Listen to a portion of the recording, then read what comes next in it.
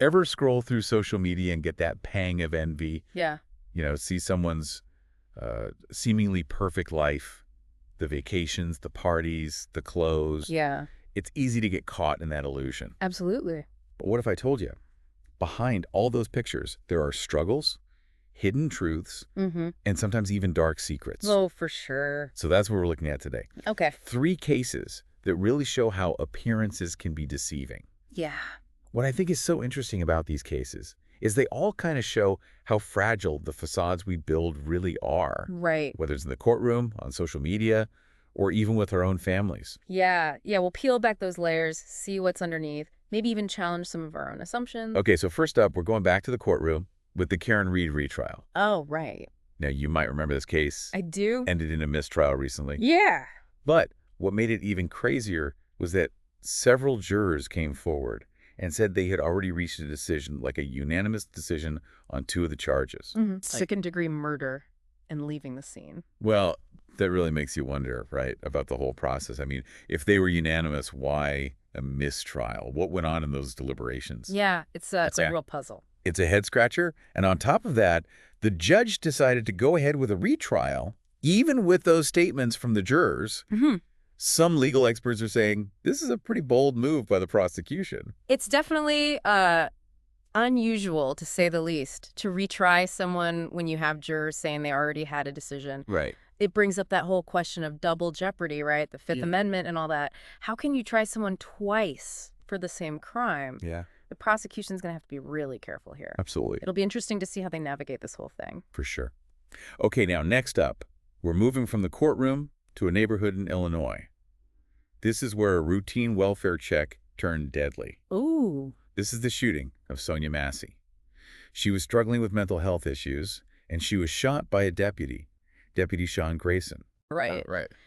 And this has, sparked a lot of anger, calls for reform. Hmm. The body cam footage that came out in this case is really hard to watch. It is. You see Sonia, she's clearly in a vulnerable state. And Deputy Grayson, his actions just escalate things, even though she was trying to do what he said. Yeah. It's a tough watch, especially the moment when she puts down, she had a pot of boiling water, she puts it down, she crouches down. Yeah. Seems like she's trying to de-escalate. Right. But Grayson's still yelling, and then he fires his weapon. That part, that moment right there in the footage, Yeah. it changes everything. Yeah. Because up to that point, Grayson had said she was coming at him with the boiling water, Right. that she was a threat. But the video, it just doesn't back that up. Right. And the other deputy who was there, he didn't even take his gun out. Right. So you have to wonder, was deadly force really necessary in that situation? Now, on top of all that, Deputy Grayson has a history of job hopping. I did read that, yeah. 6 different law enforcement agencies in 4 years. What could be the reason for all those moves? Were there other issues, complaints that just kind of got swept under the rug? That's what we need to find out, right? You'd think there would be some system to keep track of an officer's history, especially if there are any red flags.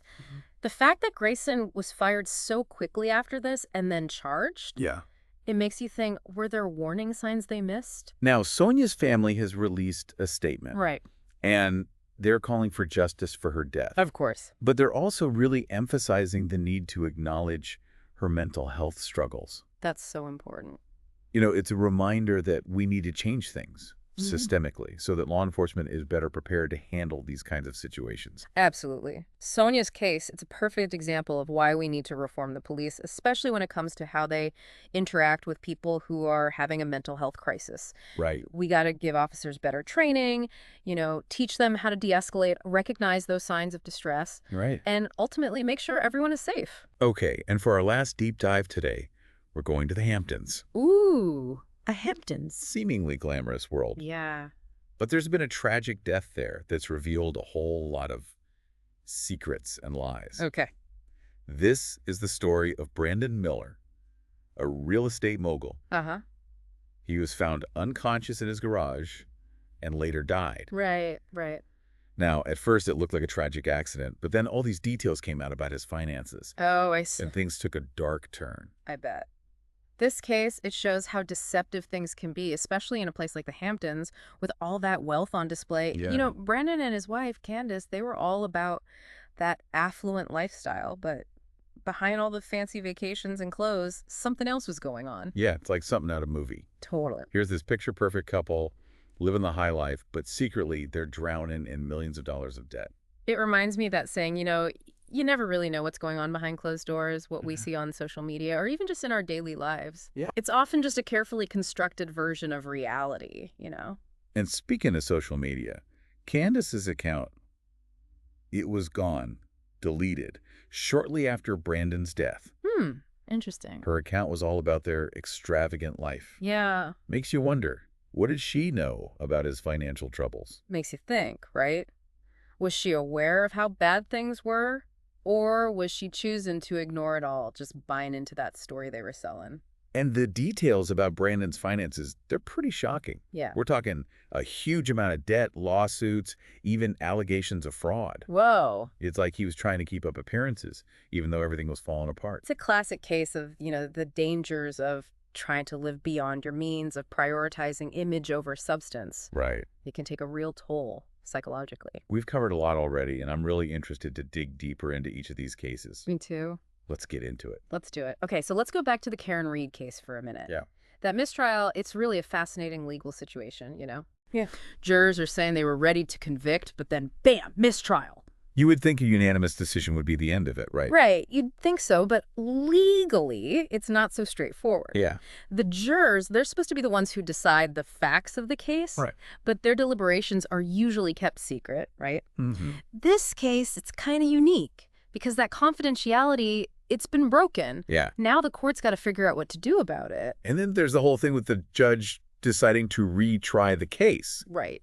Some people are saying that retrying her on charges where jurors are claiming they already had a decision could be double jeopardy. That's a real concern, like we talked about before. The Fifth Amendment, it protects against being tried twice for the same crime. Right. But figuring out what's the same offense legally, it can get kind of complicated. Oh, for sure. The judge has a tough job here, balancing the right to a fair trial with those constitutional rights. Mm-hmm. It'll be interesting to see how this all plays out. It really shows how justice, it's not always a straight line. Absolutely. The Karen Reed case, it's like the law can protect you, but it can also be used against you. Okay, well, let's move on to the Sonia Massey case. Yeah, that body cam footage, it's hard to shake. It is, especially the way Deputy Grayson just kept yelling at her, even after she put the water down. Right, even after she crouched down. It seemed like he was trying to make things worse, not better. It's like he was looking for a confrontation. And the other deputy didn't even draw his weapon. Exactly. It makes you question if Grayson really needed to use deadly force. That's one of the biggest problems in this case. The Yeah. footage shows him escalating the situation even when Sonia wasn't a threat anymore. Right. It goes against what he said, that she was coming at him with the water. And the other deputies' actions tell a different story. Right. It's like they're saying, hey, this wasn't necessary. And then there's that whole thing with Grayson working for all those different agencies. 6 and 4 years, it's a lot. It's a lot. It makes you wonder, what happened at those other places? Were there complaints? Was there a pattern of behavior? I think that needs to be investigated. Yeah. There should be a system, to track an officer's history, especially if there are concerns. Hmm. The fact that he was fired so fast after this and charged, it makes you think, was something missed. This goes beyond just one officer, though, right? Right, it points to bigger problems. It shows there are flaws in the system. Exactly, we can't just punish officers after something like this happens. We need to be proactive. Sonia's family is actually pushing for a law that would require mental health professionals to be there during welfare checks. That's a good idea. It's so sad to think that maybe she could still be alive if things had been different. I think that would be a big step in the right direction. We need to shift the focus. Yeah. It shouldn't just be about punishment. It should be about helping people. It's about de-escalation, providing support. Right. Recognizing that sometimes these situations need a different approach. Okay, well, let's move on to our final case. The Hamptons. We know Brandon Miller was in a lot of debt, Right. but how did it get so bad? It looks like it was a bunch of things. Okay. Risky investments, bad decisions, maybe even desperation. Mhm. He borrowed a lot of money, promising big returns, but they never came. And then there was that lawsuit alleging he and his mother had transferred money illegally. Right. It paints a picture of someone who's in over their head, It does. trying to keep things afloat any way he could. And with his wife, Candace, always showing off their lavish life on social media, Yeah. the pressure to keep up that image Must have been huge. Especially in the Hamptons, that kind of environment can be really deceptive, you know? Yeah. It's easy to get sucked into that world trying to look successful, even if you're not. Social media definitely doesn't help. It makes it worse. People curate in their lives for the perfect picture. It's a reminder that what you see online, it's not always the whole story. It's not even close sometimes. Right. This case, it's a cautionary tale. It shows that real wealth, it's not about stuff. It's not about likes. It's about peace of mind. It's about genuine connections. These three cases, they're all so different, but they all have that same message, Don't judge a book by its cover. Don't believe everything you see.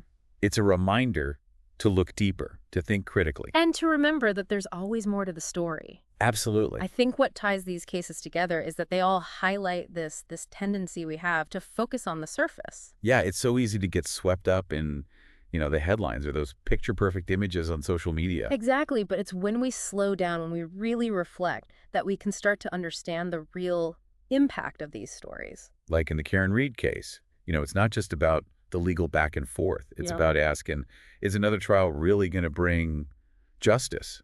Or is it something else? And with Sonia Massey, it's about seeing those systemic failures that led to her death and then demanding real change in how we approach mental health, how we approach policing. And the Hamptons case, it's a reminder that chasing wealth and status, it can come with a heavy price.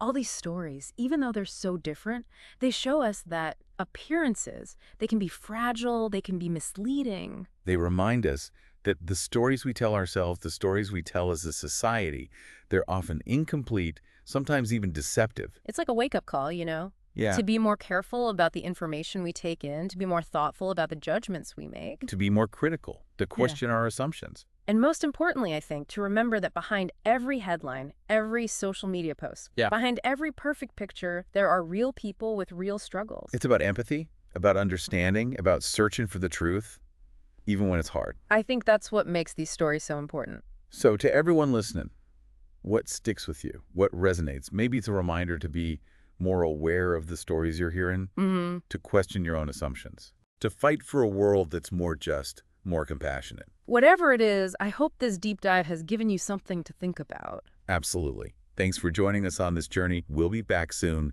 with another deep dive into real-life stories. Looking forward to it. Until then, stay curious.